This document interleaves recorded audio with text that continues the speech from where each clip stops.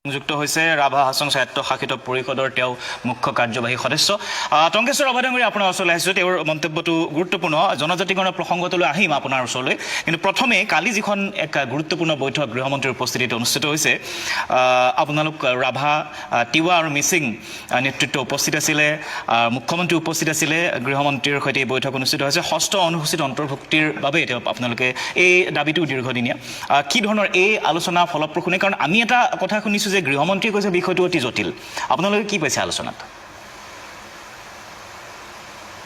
আচ্ছা, ডেকা ডাঙৰীয়া, প্ৰথম কথা হ'ল ৰাভা হাছং অট'নমাছ কাউন্সিল 1995ত এখন চুক্তিৰ যোগেদি আণ্ডাৰ ষ্টেট এক্টত কাউন্সিলখন গঠন হৈছিল।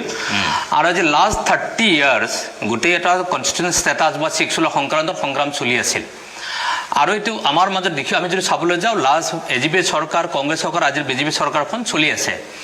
তো এই মুহূৰ্তত যোৱাকালি দেশৰ গৃহমন্ত্ৰী অমিত শ্বাহ ডাঙৰীয়াই তিনিওটা জনগোষ্ঠী, বিশেষকৈ মিচিং, ৰাভা আৰু তিৱা, তেওঁ আলোচনাৰ কাৰণে মাতি আনি তেওঁ দুটা কথা ক্লিয়াৰলি কৈ দিলে। এটা হ'ল তেওঁ একনলেজ কৰিলে যে এইটো লং টাৰ্ম পেণ্ডিং ইছ্যুজ হয় আৰু এই ইছ্যুটোক ইউনিয়ন হোম মিনিষ্ট্ৰীয়ে টেকেল কৰিব।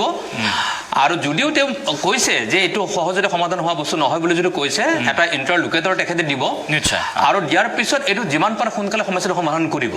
গতিকে ইয়াৰ কাৰণে আমি লাষ্ট 30টা বছৰৰ এই সংগ্ৰামৰ ফলশ্ৰুতিত যি অমিত শ্বাহ ডাঙৰীয়া যি ধৰণে এই ইছ্যুটোক একনলেজ কৰিলে, তাৰ কাৰণে মই ৰাভা হাছং অট'নমাছ কাউন্সিল তৰফৰ পৰা, ৰাভা জাতীয় সংগঠন কথা কাউন্সিল তৰফৰ পৰা মই দেশৰ গৃহমন্ত্ৰীগৰাকীক মই ধন্যবাদ কৃতজ্ঞতা জ্ঞাপন কৰিছোঁ, অসমৰ মুখ্যমন্ত্ৰীক ধন্যবাদ কৃতজ্ঞতা জ্ঞাপন কৰিছোঁ। গতিকে আমি আশাবাদী যে দেশৰ গৃহমন্ত্ৰীগৰাকীয়ে যিহেতু এটা ইছ্যু একনলেজ কৰিছে, গতিকে এইটো ইতিমধ্যে যিহেতু সমাধান সূত্ৰৰ কাৰণে মধ্যস্থতাকাৰী নিয়োগ কৰিব আৰু অল ষ্টেক হোল্ডাৰৰ লগত এই আলাপ আলোচনা কৰিব। গতিকে আমি আশাবাদী আৰু জানুৱাৰীৰ ভিতৰতে যিহেতু ইয়াত ইণ্টাৰলোকেটৰটো ইয়াত নিয়োগ কৰিব, গতিকে আমি ভাবোঁ যে ই তৎকালীনভাৱে গোটেই ইছ্যুটো আগবাঢ়ি যাব। দীঘলীয়া হ'ব, কিন্তু বিষয়টোৰ ফালে আগবাঢ়িব বুলি আপোনালোক আশাবাদী। এতিয়া আহিছোঁ, দীঘলীয়া হোৱাৰ কোনো স্ক'প নাথাকে ৰাভা হাছংৰ ক্ষেত্ৰত। হয়, মই এতিয়া যিটো জনজাতিকৰণৰ প্ৰসংগ, সেই প্ৰসংগটোলৈ আহিছোঁ।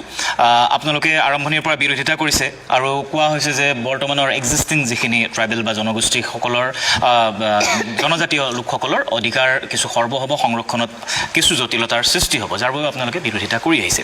এতিয়া মন্ত্ৰীগোটৰ প্ৰতিবেদন দাখিল হ'ল আৰু সেই বিষয়টোক লৈ আপোনালোকে ইতিপূৰ্বে প্ৰতিক্ৰিয়া ব্যক্ত কৰিছে, কিন্তু এতিয়া আকৌ যেন এই বিষয়টোক লৈ সৰব হৈছে জনগোষ্ঠীয় দল সংগঠনসমূহ মুখ্যমন্ত্ৰীৰ মন্তব্যৰ পিছতে। আপোনালোকৰ স্থিতি কি বৰ্তমান বিষয়টোক লৈ? প্ৰথম কথা হ'ল, বিগত সময়ছোৱাত মই ইয়াৰ সংক্ৰান্তত বহু কথা কৈ আহিছোঁ। যিহেতু মন্ত্ৰী গোটে যোৱা বিধানসভাত লাষ্ট দিনাখন এই মন্ত্ৰী গোটৰ ৰিপৰ্টটো, ইণ্টাৰিম ৰিপৰ্টটো ইতিমধ্যে বিধানসভাত যিহেতু লে কৰিছে, গতিকে ইতিমধ্যে আমাৰ চিচিটোৱাৰ তৰফৰ পৰা এটা কনচাল্টিভ গ্ৰুপ বান্ধি দিয়া হৈছে আৰু সেই কনচাল্টিভ গ্ৰুপটোত মই নিজেও আছোঁ। আৰু আমি চিচিটোৱাক ইতিমধ্যে ফাৰ্ষ্ট উইক অফ জানুৱাৰীৰ ভিতৰত আমি আমাৰ যি ৰিপৰ্ট আমি কনচাল্টিভ গ্ৰুপটোৱে তেখেতসকলক জনাম, দি দিম আমি ৰিপৰ্ট আকাৰে, আৰু তেখেতৰ চিচিটোৱা অসম চৰকাৰক ছাবমিট কৰিব। যিহেতু এইটো সন্দেহ থকাটো খুবেই মানে স্বাভাৱিক কথা, আৰু এক্সিষ্টিং ট্ৰাইবেলসকলে আমাৰ নতুনকৈ ST দিলে ক্ষতি হ'ব, কি কাৰণত ক্ষতি হ'ব বিভিন্ন সময়ত কৈ অহা হৈছে, মই নিজেও কৈ আহিছোঁ। আৰু নতুনকৈ 6 জনগোষ্ঠী ST হ'ব পৰা জনগোষ্ঠীসমূহে কৈছে যে এক্সিষ্টিং ট্ৰাইবেলসকলক ক্ষতি নোহোৱাকৈ তেখেতসকলক পলিটিকেল ৰাইটছটো, মাটিৰ ৰাইটছটো তেখেতসকলক দিব লাগে। গতিকে মই আজিৰ এই মঞ্চৰ পৰাই মই এই কথাখিনি ক'ব বিচাৰিছোঁ, যিহেতু এই গোটেই ইছ্যুটো এনেধৰণে পেণ্ডিং নাৰাখি মানে এইটো সমাধান কৰিব লাগে। যিহেতু বিষয়টো গোটেই জটিল হয়, গোটেই জটিল হোৱাৰ কাৰণে যিহেতু এইটো ইণ্টাৰিম ৰিপৰ্ট হয়, আৰু মই ভাবোঁ ইতিমধ্যে এই যি ইণ্টাৰিম ৰিপৰ্টটো লে কৰিলে বিধানসভাত, লে কৰাৰ লগে লগে অসম চৰকাৰৰ দৃষ্টিভংগীটো ST হ'ব বিচৰা আৰু যিসকল এক্সিষ্টিং ST আছে তেখেতসকলে গোটেই কথাটো গম পালে। গতিকে ইয়াৰ ওপৰত ভিউজ, ইয়াৰ ওপৰত ছাজেশ্যন, ইয়াৰ ওপৰত ডিছকাশ্যন বা ইয়াৰ ওপৰত এমিকুৱেল চলিউশ্যনৰ সংক্ৰান্তত সকলোৱে কথা বতৰা ক'বৰ কাৰণে গোটেই পৰিৱেশটো পাই গ'ল। গতিকে মই ভাবোঁ এই বিষয়টো যিহেতু এবাৰ চৰকাৰৰ ভিউটো গম পাই গ'ল, অসম চৰকাৰৰ ষ্টেণ্ডটো এই মুহূৰ্তত গম পাই গ'ল, গতিকে এইটোক সকলোৱে আস্থা আৰু নিষ্ঠাৰে লৈ গতিকে এই ইছ্যুটো যিমান পাৰে সোনকালে সমাধান কৰি দিলে হয় নিশ্চয় সমাধান হ'ব। আৰু মই ভাবোঁ মানে 6 জনগোষ্ঠীৰ জনজাতিকৰণটো কৰি দিলে নোহোৱাকৈ কাম কৰিব লাগে, কৰি দিলে জনজাতিকৰণ কৰি দিলে তেতিয়া কৰি দিব নহয়। নহয় জনজাতিকৰণ কৰি দিলে নহয়, যিটো তেওঁলোকৰ যিটো ডিমাণ্ড যে ST তেখেতলোক কৰিব লাগে। আৰু সেইকাৰণে বিগত সময়ত কৈ আছোঁ যে ভাৰতবৰ্ষৰ সংবিধানৰ সংশোধন নকৰাকৈ আজি তাকো যদি চাই আমাৰ পলাশ বৰুৱা ডাঙৰে যিটো কথাখিনি ক'লে যে গোটেই ভাৰতবৰ্ষত আজি প্ৰায় 3,500 মানুহে ST বিচাৰি আছে।